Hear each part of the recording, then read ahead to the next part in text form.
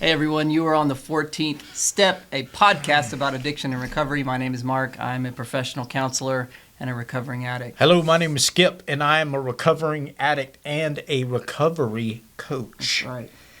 Light topic for today. Good. Let's get into it. This should be real easy. We can talk about this for 30 seconds. It's not going to be easy because we've been talking about it for an hour already and we haven't even scratched the surface. We can't solve the world's problems when it comes to this? We're going to try. Okay. Big question for today. Is addiction a moral failure?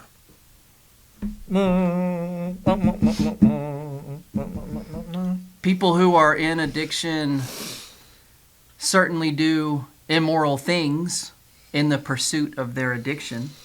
Mm-hmm. And so it's easy to judge the behavior of a person and discount their character because of that. I don't think addiction is a failing fundamentally. I don't think an addict is an evil person any more than anyone else. But I think they are driven by forces on some ways beyond their control that causes them to do things that are immoral. I talk to lots of moms, for example, parents. Okay. And the guilt that these parents have over using drugs at the expense of their own children. That guilt is very real. The fact that they feel so much guilt over it tells me that their conscience is intact. It's not a malicious thing that they're doing. Right. And so in that sense, it's not a moral failing. But the end result of it, which is that children are neglected, is basically the same result as if it were malicious, if that makes sense.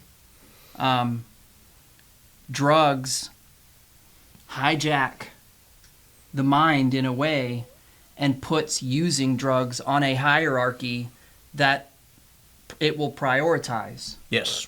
And so, you know, I would do, if I was without water, for example, if I was somehow intentionally deprived of water, by the end of that first day or even the second day, I mean, I would be doing things outside of my values to go get water. I'd steal from you to get water if I was desperate enough. Just had this conversation.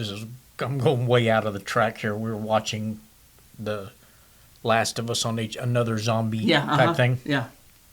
And my wife and I are discussing all this, and I'm like, the terrifying part of this whole thing is it's really the zombies are the least of your problem when it comes into this. She's like, what do you mean? I'm like, well, it's the moral dilemma. And she's like, what do you mean? I said, well, think about this. Think about you're a family and you got 2 kids, and the zombie apocalypse happens, and everything shuts down, and everybody runs out of food, and you're a month in, and your kids haven't eaten in 2 days. What would you not do to feed your kid? Of course. Would you kill another person to steal their food so your kid wouldn't die?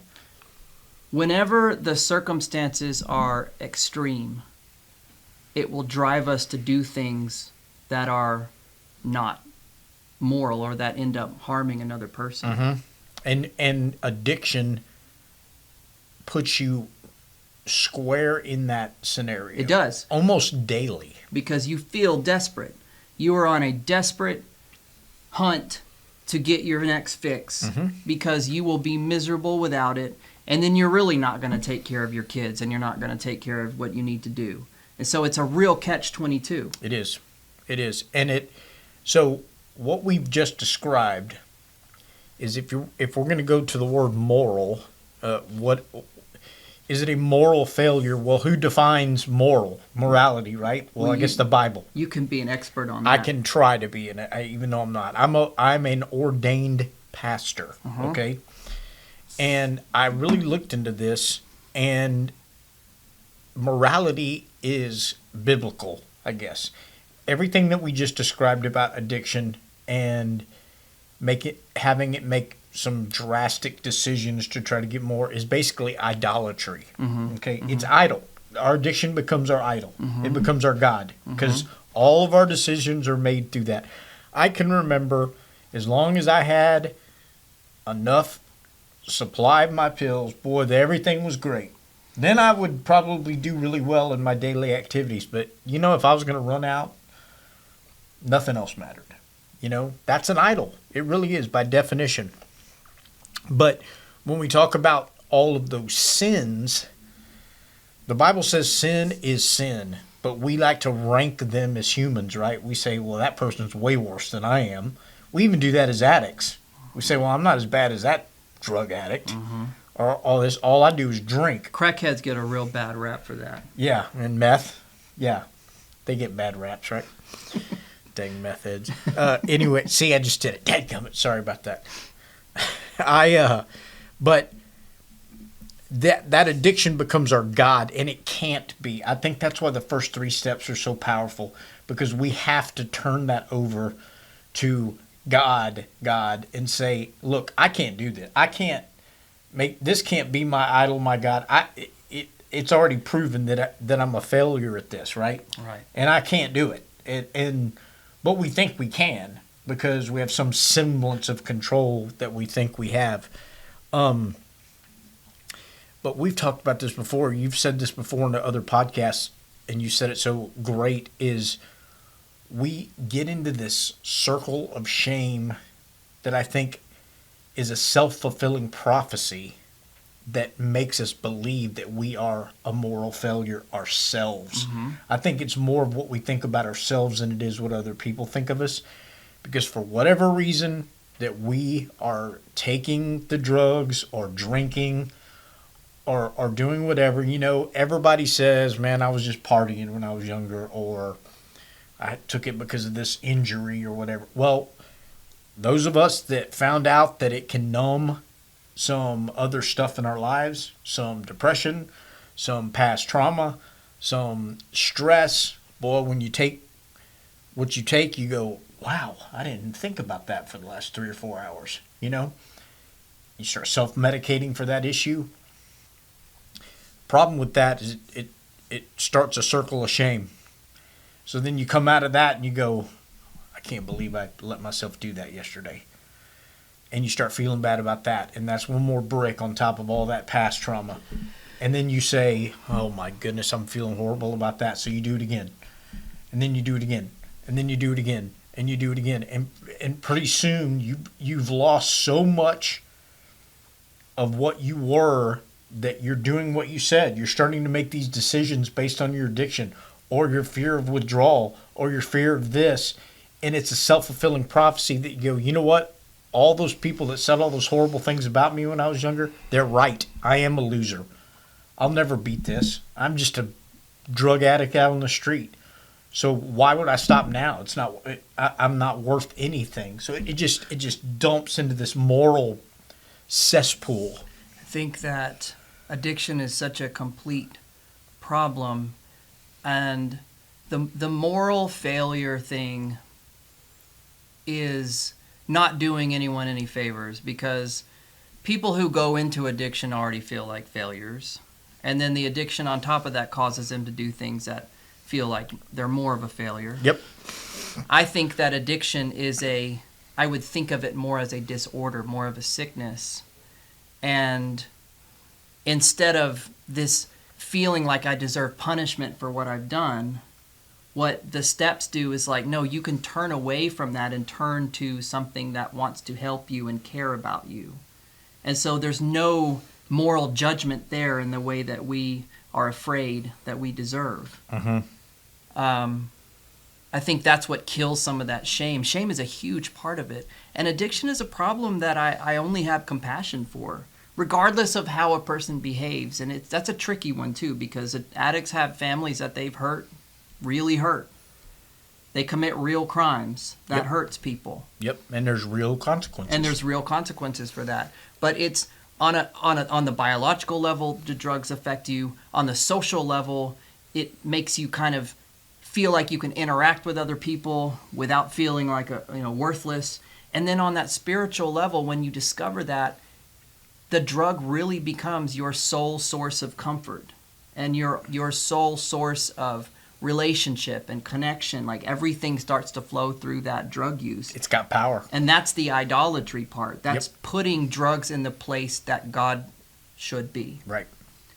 But there's not so much a conscious decision for all of these things to happen. It's not something that people choose.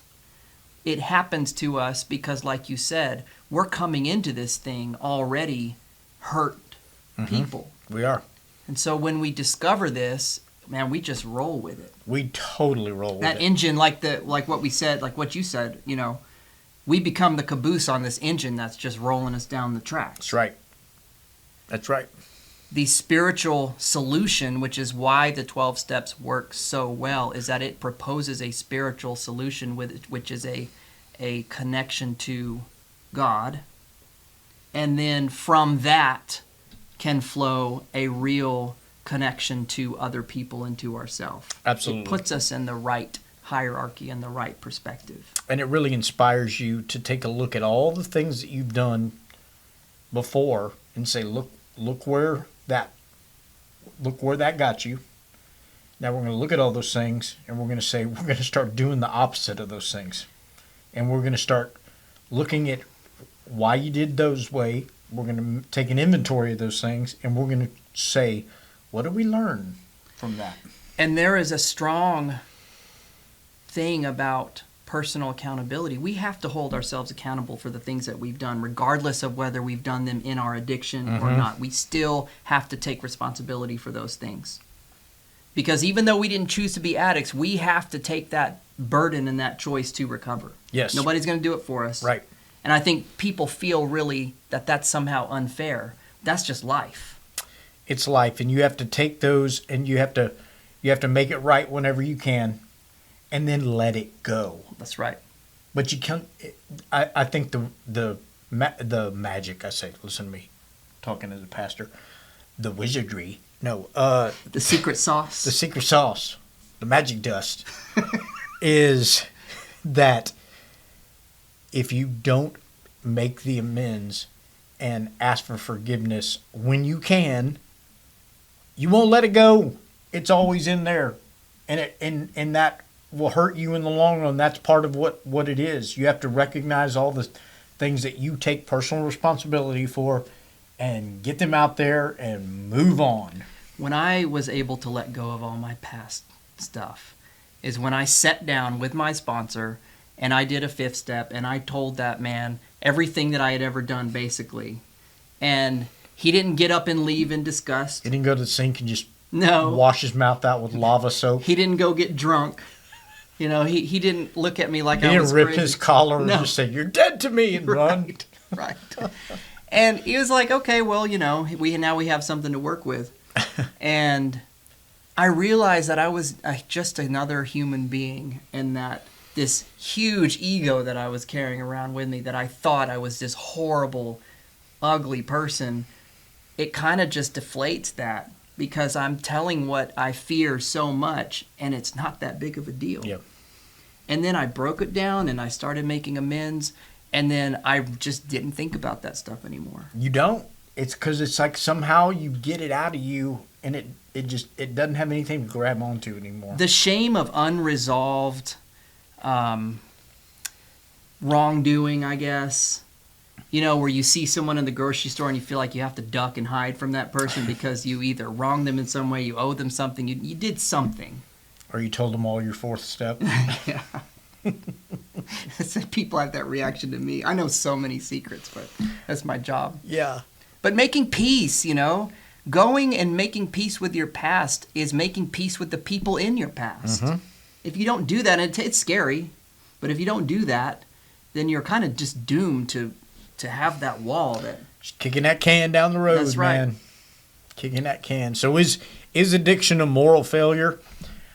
I don't think it is a moral failure, but I think we think it is to ourselves most of the time. It is a failed condition that we live in. It is a condition that causes us to act in immoral ways. It's a condition that needs to be healed. Mm-hmm. And to say that it's simply a failing on the individual, I think it's also society carries that burden as well. Oh, it does, for sure. Yeah. And so do we, because we can do. always do more for addicts that are still suffering. I don't think there's any way. I don't think there's anything you can't come back from until you die. Right.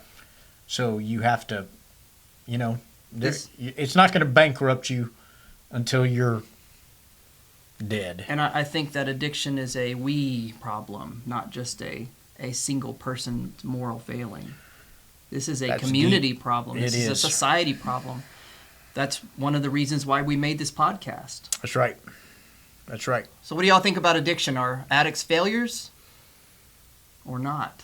Comment, like, subscribe, share. Hit the like button, guys. That's what we need. Please. Alms for the poor. I'll shave my head if we get 500 likes. Oh, man, that's good. I'll I shave won't- my back. I won't really. No, I'm kidding. I won't either.